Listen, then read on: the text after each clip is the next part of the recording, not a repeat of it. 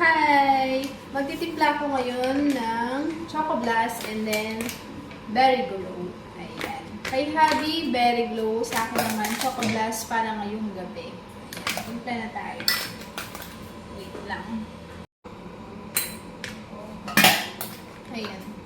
Kadarating lang ng ating trio pack. Ayan. Trio bundle yung in-order ko. Ayan. Kadarating lang to kanina. Kadi-deliver lang. So, para ngayong gabi, ang aking titimplahin is Berry Glow and then Choco Blast. Buksan natin si Choco Blast. Ayan. Super effective nito mga mi, kaya itry nyo lang. Ganito siya mga sis. Ayan, si Choco Blast. Sabi ni Mami Chris is bawas na yung pagkamit nito. Yung ayaw ng sobrang mamit. Ayan, binawasan nila yung pagkamit niya. So, let's try. Hot water yung sa akin. Mas prepare ko siya ng hot.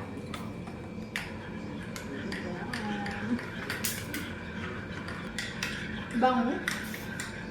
Amoy na amoy mo yung pagka-chocolate ng Choco Blast. Super effective nito. Pag ito yung iniinom ko is nakakaapat ako sa buong maghapon mag-flash out.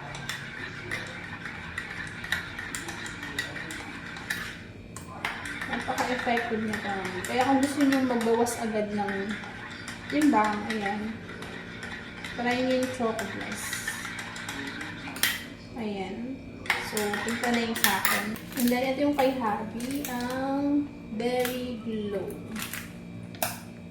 Favorite ni Habi to sa mga videos. Berry Glow lang yung gusto niyang flavor.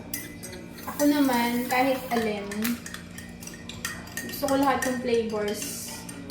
Mapa Berry Glow, Choco Blast, and Coffee. Favorite ko silang tatlo na detox. Ayan. Si Habi talagang Berry Glow lang yung gusto niya. Yun talaga yung bet niya. Ayan. Timplado na ang Berry Glow. Ayan. Ayan. Ito yung akin na Choco Blast. And then yung Berry Glow ni Habi. Ayan. So, tigisa kami. Ayan. So, kakasa ko siya lagi tinitimpla para masaya. Cheers! Nyaw nyaw.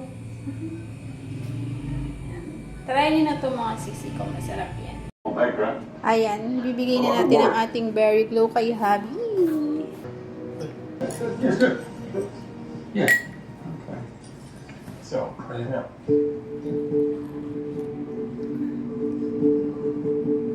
Compared to the glaring heat above, the atmospheric chamber couldn't be more different. Ipabawas na yung CEO mint. Di ba dati ma-mint yan? That's what you notice straight away, that it's a lot cooler, and that air Nagano ba is kasi ito masyadong very burikos? different to up there. This order, this is what brings fresh air and keeps the air moving all the time inside this place. That's exactly what you need for successful humidification. Kain. Bodies can start to decompose relatively quickly. So in a special space with airflow would have been the perfect place for humidification. And there's another clue that this air-conditioned chamber might have been used for mummification. The interesting thing that I've noticed here is that traces of charcoal burning Bring on the my side. command I think this is a large incense burner. I agree completely. You need Ano a ba cool, yung sabihan? ventilated space for Kaya nila. humidification. That's why.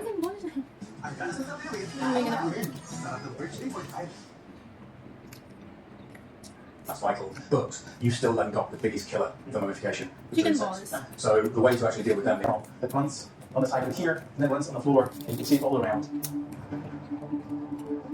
From studying the contents of canopic jars like D.D. Bassett's, we know that one of the key stages of mummification was the removal of major organs, like the intestines, liver, and lungs. This ensured that the body didn't rot from within. Yeah, what's interesting about the evisceration, the removal of the internal organs, if it's done by someone who's very skillful, then they can put their hand in, perhaps even a large hand, into a relatively small incision and pull out one by one all the internal organs. And they all come out as one. Could these channels on the floor be the final proof that this is where that grisly procedure was performed? It makes perfect sense to me that this was used to eviscerate bodies, where you could take the internal organs out and any blood would go down the channels. This, as a space for modification and evisceration, is absolutely perfect. It's so amazing to hear that. So fantastic. This remarkable chamber is the first evidence of underground mummification ever found in Egypt. It suggests that this was no ordinary funeral home, but a place where the art of mummification was being reinvented.